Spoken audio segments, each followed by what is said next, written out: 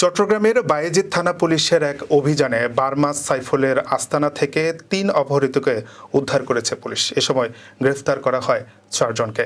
বিস্তারিত প্রতিবেদনে। চট্টগ্রাম নগরীর বায়েজিদে একই দিনে মন্দিরের পুরোহিত সেবকসহ ৩ জনকে সাইফুল বাহিনীর অপহরণ করা থেকে উদ্ধার করেছে পুলিশ। পুলিশ জানায়, অপহরণের পর মুক্তিপণের জন্য তাদের লুকিয়ে রাখা হয় বার্মা সাইফুলের একটি গোপন আস্তানায়। অপহৃতদের পরিবারের কাছ থেকে নেওয়া হয় ৯ লক্ষ টাকা। ভিকটিমদেরকে মারধরসহ করা হয় অত্যাচারও।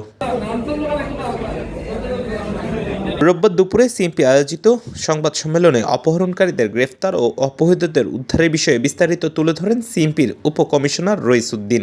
গতকালকে রাত আনুমানিক ৭:৩৫ দিকে পাঁচলাশ থানাধীন পলিটেকনিক মোড়ের শ্রম কল্যাণ কেন্দ্রের পেছনে একটি বাগানের ভিতরে হাত পা বাঁধা অবস্থায় ৩ জন অপহৃত ভিকটিমকে আমরা উদ্ধার করেছি।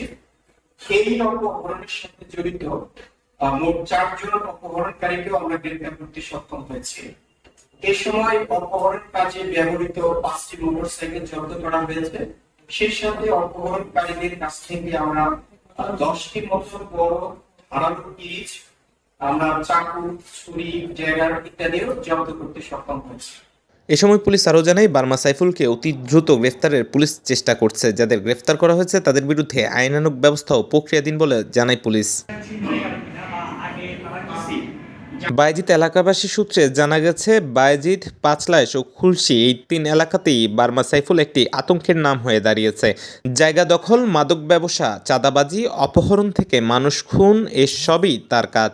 সাইফুল ছাড়াও তার অন্য 2 ভাইয়েরও রয়েছে নিজস্ব বাহিনী। Desk news, CBN TV, USA।